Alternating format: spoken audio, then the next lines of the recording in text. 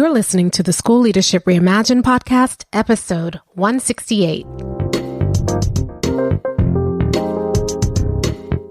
How do builders like us make a dramatic difference in the lives of our students in spite of all the obstacles we face?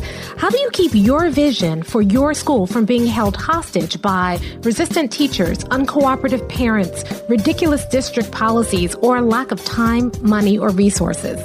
If you're facing those challenges right now, here is where you'll find the answers, strategies, and actionable tips you need to overcome any obstacle you face. You don't have to wait to make a difference in the lives of the people you serve. You can turn your school into a success story right now with the people and resources you already have. Let's get started.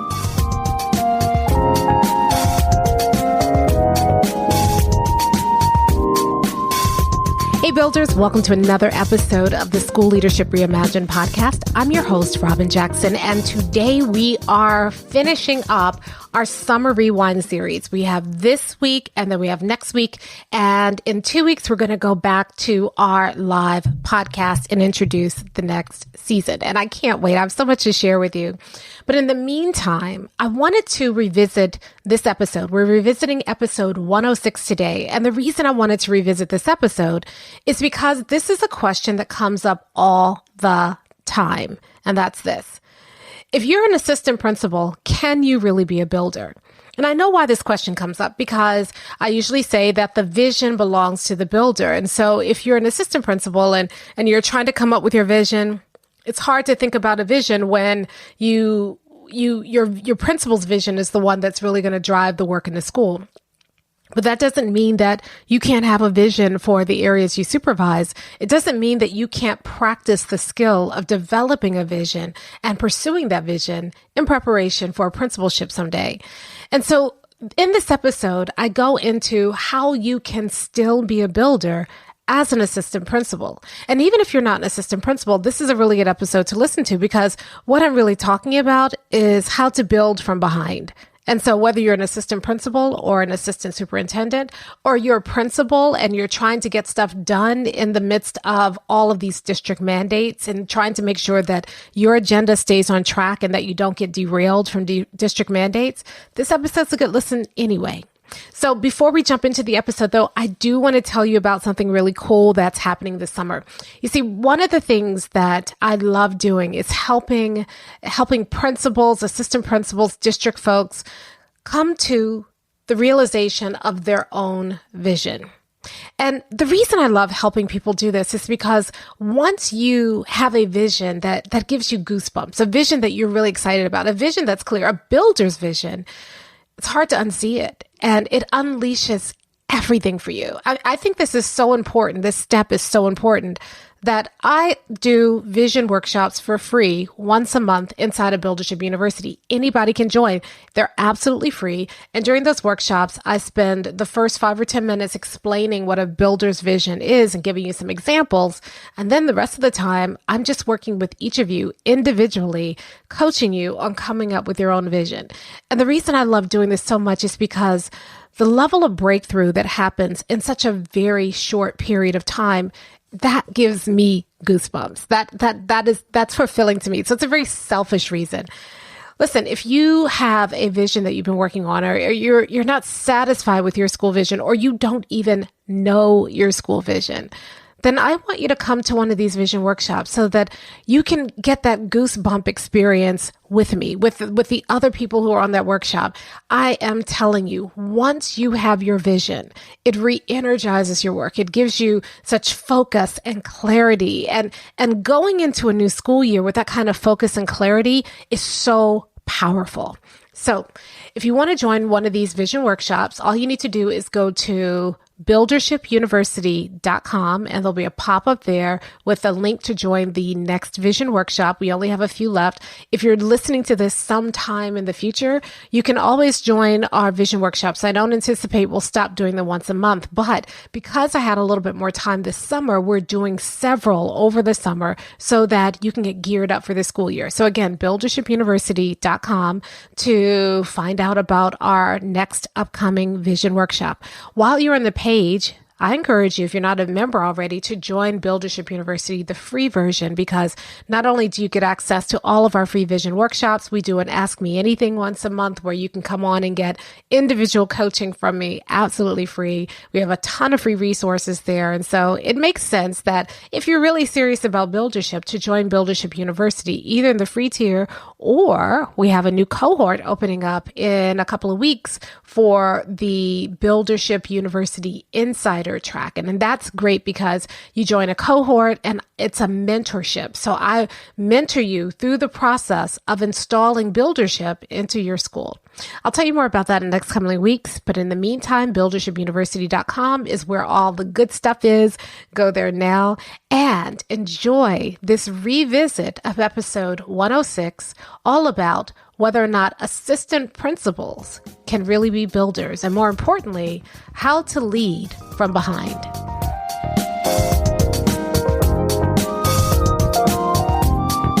Let's talk to the assistant principals. And we've been talking about the difference between bosses, leaders, and builders. And that paradigm may not always make sense if you are in the number 2 position, if you are the assistant principal. A lot of times we talk about how the vision belongs to the builder, but what do you do if you are an assistant principal and the principal with whom you work is not a builder? If that principal may be a boss or a leader. So today we're not going to talk about how you can be a boss, a leader, a builder. What we're going to talk about instead is how do you, if you're an assistant principal, handle it if you're working for a boss, a leader, and a builder? So let's start with a boss. Now, if you're an assistant principal and you are working for a boss, the challenges are great, but the opportunities are great as well. So if you're working for a boss, the boss is not trying to get involved. They're trying to do the least amount of work for the most amount of money. They are ordering people around. They're making hard decisions. They're doing stuff, and they're wanting you to do stuff too. The advantage of working for a boss is that a lot of times working for a boss means that they're going to delegate responsibilities to you, and then they're going to just kind of leave you alone and expect you to get stuff done. And that gives you a really good opportunity to practice buildership in your sphere of influence. So let's say that you are, your boss has assigned you the special education department, or your boss has assigned you working with pre-K through 3. You can create a vision for that group of people, that department, that section, and you can work buildership towards your vision and build even in that smaller sphere of influence. And then as long as you're showing success, as long as things are working out great, your boss is probably going to be satisfied. So if you're working for a boss, this is not the time for you to try to go in and try to convert them to buildership. A lot of times bosses need a different kind of nuanced work, and they're not going to appreciate hearing from you, someone who they consider to be someone that they supervise, telling them they should be doing things a different way.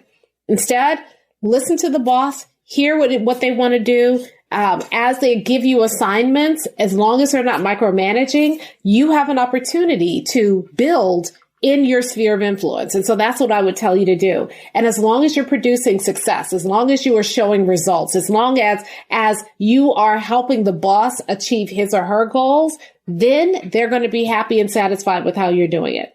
I do want to tell you one story though. We had someone come to Buildership Lab a couple of years ago. She was an assistant principal, and she really, really wanted to practice buildership in her building. And before she left, she had set up something trying to create more requirements, help people be more accountable for doing work on behalf of students. But while she was at Builders Lab, some of her staff went to the principal and complained about what she was asking them to do. And the principal reversed her decision while she was away. She got the email while she was at Builders Lab, and she was devastated. And I had to remind her that as an assistant principal, when you work for a boss, unfortunately, you have some limitations around what it is you're able to do. But when you think like a builder, you find a way to handle it. So we started talking about her boss's wool driver.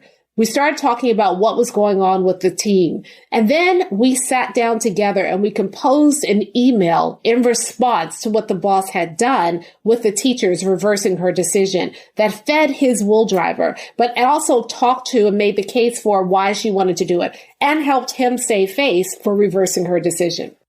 She sent that email, and an hour later, while we were still in session, she just comes, she checked her email, and you just saw, she goes, whoop, like that. And we stopped. She goes, I can't believe this worked. I'm sorry. We interrupted. We stopped Builders Lab. And she said, my boss has already responded. He's apologized. He's going to support me in the new course, and things are working out. So in the matter of a few minutes, an hour at the most, she was able to keep her head and practice buildership. And that's what you're going to have to do when you are dealing with a boss. The frustration about dealing with a boss is the boss is making decisions not based on any kind of principle or any kind of core values or vision or mission. They're basing their decisions on policy, on their own personal goals, which they may or may not have shared with you, on what is most expedient, on what do I need to do to get things done without a lot of cost to me. But once you understand that, and if you can understand the boss's will driver, then you know how to speak to your boss. You know how to manage your boss. And I don't mean that for those bosses out there who are listening to this and bristle at the idea of being managed. I'm not talking about people running the school. I mean, as an assistant principal, you got to know your lane and stay in your lane. But in order to get things done on behalf of students, when you're working with a boss, you need to remember, what is that boss's will driver? And are you feeding that? Do you understand that boss's goals? And are you doing work to help that boss achieve their goals? And then where you can, in any sphere of influence that you have, begin to practice buildership. And as long as it's delivering results, your boss should be okay. It gets a little more complicated if you're working for a leader, because if you're working for a leader is driven by a different motivation, whereas a boss is motivated by what's the most expedient. Your leader is motivated by really trying to bring everybody together and move the school towards a goal. So they're not looking for the most expedient choice, and they are operating from a leadership paradigm. They've been trained that this is the way that things are supposed to work. They believe they are doing the right thing on behalf of students. Again, if you're working for a leader, you don't go into there and say, listen, I know you are subscribing to leadership, but there's this thing called buildership, and it's going to blow your leadership paradigm out the water. Don't do that. Remember, stay in your lane. So what you do instead is, if you're working for a leader, again, is if they give you opportunities to run a department or be in charge of a particular area, there are opportunities there to practice buildership within your sphere of influence. So we have a couple of builders right now in Buildership University. And actually, we had a really interesting conversation at our last office hours. We have several assistant principals inside of Buildership University.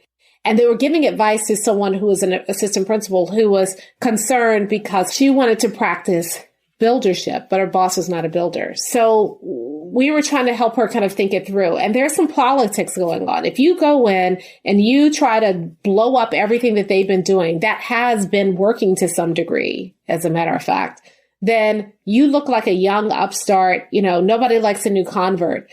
So what you do instead is you want to get on their program. So if your leader that you work for, you're the principal who's in a leadership paradigm, if they don't have a vision, or if they have a vision that isn't quite the builder's way, don't tell them that it's wrong. Ask questions. Try to get at what outcome would show that. Ask those coaching questions that we asked during the vision workshop to help them clarify their vision. Don't do it in a way like, let me coach you up. Instead, do it in a way of just trying to understand. You're going to seek to understand.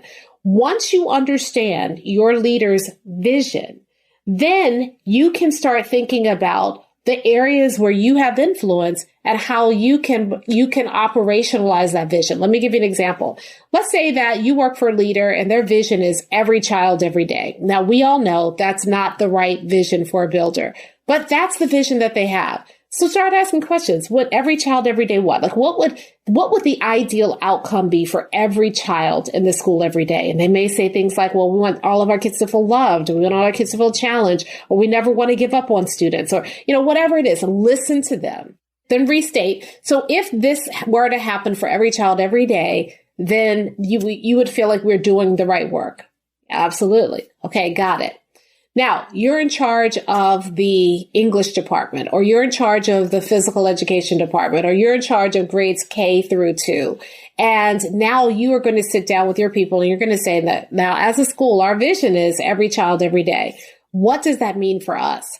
And then you're going to try to figure out, how do you help your team or your department over which you are given some sort of authority? How do you help them achieve that for every child every day? What does that vision look like for that team, for that department, for that grade level? And how do you operationalize it? And then you can begin to put in practice the buildership piece. You can use your school vision and mission and try to kind of clarify it, what that means for that department or that team. And then you can set up team core values or departmental core values or grade level core values. If you can't go school-wide, if the leader isn't open to going school-wide, set up core values for a team or a grade level. You still get that practice. And then get to work. Work out, same thing. You want to give people the feedback, the support, the accountability, and the culture. You want to make sure that you are setting up 90-day goals with those teams.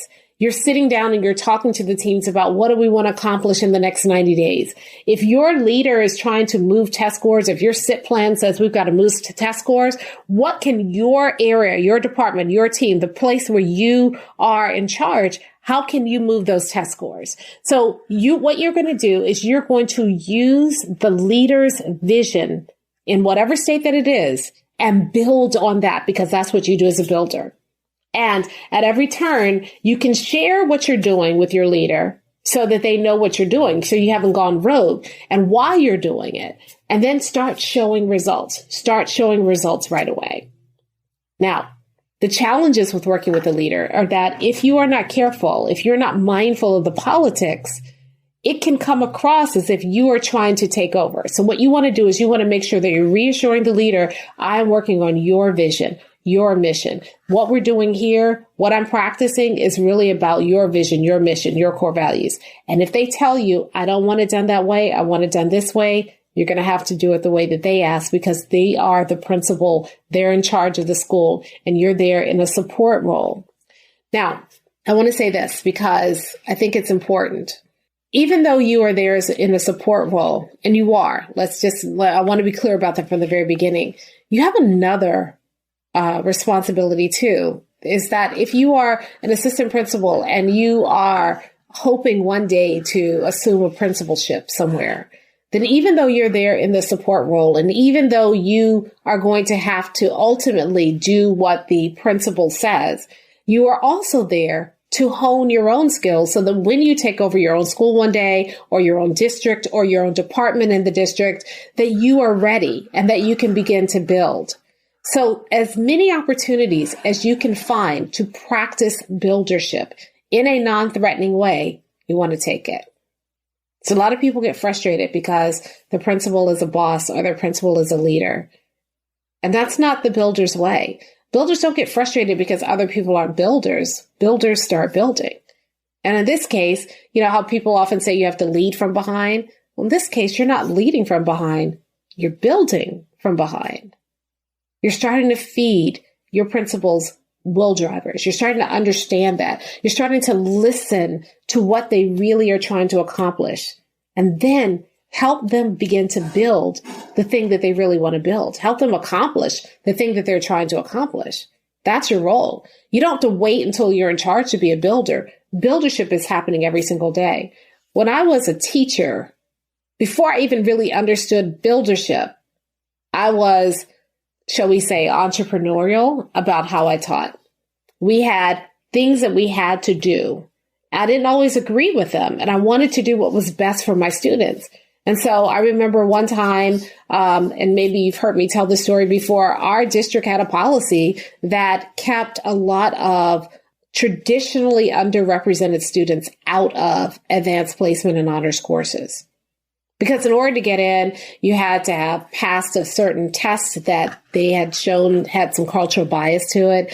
You also had to get recommendations. You had to know how to work the system. You had to have a certain GPA. And there were all these hurdles and hoops that the students had to jump through in order to get into an honors and AP class. And then once it got into those classes, I can't always say that they were supported. When I wanted to change that in my school, I couldn't do that. I couldn't change the policy alone. I was a lowly teacher. I wasn't even a department head. I'm saying lowly in quotes, but I was the low person on the totem pole for sure. There were other people who had way more authority and responsibility. And I did it two ways. The first time I wrote my principal an email and told him that I felt that what we were doing was wrong. And he wrote me an email back that basically told me I needed to stay in my lane. And I was livid. I was mad. I was ready to quit. I think I've told you the story before. But instead, I just take a step back and say, okay, how would I do it? And again, I didn't know buildership then, but my thinking was, how do I do this like a builder? And I remember going back to him and I made the case through the lens of his vision for the school. I started by listening. I started by asking, what did he want to accomplish? And then I made the case for opening up the gates based on his vision. I listened to his objections. I listened to why he was so concerned with doing it, because he was worried that our scores were going to go down when he was trying to get our passing rate up. And so because I saw that once I listened and heard that as his key concern, I said, okay, let's try it for 1 year. If at the end of the year the scores go down, I'll go away. But if the scores maintain or go up, then we need to have the conversation and reconsider it for all kids. And that's what we did. And at the end of the year, the scores went up and he kept his word and he opened it up for everybody. That whole school changed not because I had the idea, because an idea is only worth, whether or not you implement it. So the whole school changed, not because I had that idea. The whole school changed because I was able to go to my principal, who at the time was being a boss, and not get deterred by his bossness, understand his will driver, speak in his terms, stay in my lane, be respectful, but help him achieve something that he was trying to achieve anyway. And it's not your ideas, it's how you sell your ideas. If you can't sell your ideas, if you get frustrated and mad every time somebody else chooses to go a different direction than what you think is best for children, you're never going to get anywhere. So the beautiful part about what you are learning right now as an assistant principal is you're learning how to sell your ideas. You're learning how to understand the people around you and to invite them to start building with you. So whether you're a principal, whether you're a department head, whether you're a teacher who aspires to an administrative position someday, whether you're a principal in a district trying to sell to your area superintendent, whether you're an area superintendent trying to get the superintendent and the other area superintendents on board, you could be a cabinet member trying to get the superintendent to do something district wide. Wherever it is, the lesson is the same. If you're working for a boss, you're going to have to understand that you're working for a boss, understand your boss's will drivers, and still be able to sell your ideas, but also be respectful and bloom where you're planted. Take the areas of responsibility that you have and begin to build there. If you're working for a leader, things get a little more complex, but you still have to sell your ideas. You still have to make sure that you're doing that in a way that's respectful, in a way that honors their vision. But you have a lot more room to add to their vision because their vision is a lot more fully defined. And as you do that, as you begin to show results, and as you begin to respectfully make other suggestions, the leader begins to hear it. And then that's how you influence it. Now, if you're working for a builder, then it's pretty simple because builders build other builders. So if you're working for a builder, they're including you and inviting you to help them build. But here's the point. Just because you are not in the position of power, you're not the principal, you're not the superintendent, doesn't mean that you can't start building right now. So that's a big takeaway I have for assistant principals today. It's the same thing I told the APs inside of Buildership University. Bloom where you're planted. You have an opportunity right now to learn how to sell your ideas. You don't have to sell your ideas in the same way when you're in the principalship. But if you don't learn how to sell your ideas now, if you don't learn how to understand who you're working with, if you don't learn how to build from behind, then you're always going to be frustrated. Think about yourself as a builder now. Don't wait until you get your own building. Think about yourself as a builder now and bloom where you're planted. Build where you are. Don't just sit back and say, well, it's not my show and I'm just here to support. Don't get so excited about buildership that you run in and try to take over and inundate people with this idea of buildership before they're ready. Instead, find ways to build even where you are. You see, as an assistant principal, as someone who aspires to administration someday, a lot of times we're so focused on where you want to be that you're not paying attention to all the lessons you're learning now. This is a great opportunity for you to really learn the buildership model. Double down on giving teachers feedback and support and accountability and shaping the culture where you are. Start thinking in those 90-day cycles for your department or your team or the areas where you're responsible. Practice. And also practice building from behind, because that's some of the best buildership you're going to ever learn how to do. Don't waste this opportunity that you have. Recognize the politics. I understand that they're there, but use this as an opportunity to become a better builder so that when you take over someday, you're not learning on the job, you're ready. You walk in with a vision. You know how to get people excited about the mission. You know how to create core values that drive your work. You already have systems in place for giving people feedback and support and accountability and culture. You already know how to work in those 90-day cycles. You already know how to plan and to recognize that every time you plan, new level, new devil, and get ready for those new levels and those new devils. And you know how to build people. You know how to sell your ideas. You know how to help people get excited about buildership. So don't waste this opportunity. Take advantage of it. Because someday you are going to be in charge, and then you're going to recognize all of the lessons that you learned on the way, how they're going to come in handy. And if you take advantage of the time that you have now, when you do walk into that next position, you'll start off day one like a builder. That's all for this time. I'll talk to you next time. Hey, if you're ready to get started being a builder right away, then I want to invite you to join us at Buildership University. It's our exclusive online community for builders just like you, where you'll be able to get the exact training that you need to turn your school into a success story right now with the people and resources you already have. Inside, you'll find our best online courses, live trainings with me, tons of resources, templates, and exemplars, and monthly live office hours with me, where you can ask me anything and get my help on whatever challenge you're facing right now. If you're tired of hitting obstacle after obstacle and you're sick of tiny little incremental gains each year, if you're ready to make a dramatic difference in your school right now, then you need to join Buildership University. Just go to buildershipuniversity.com and get started writing your school success story today.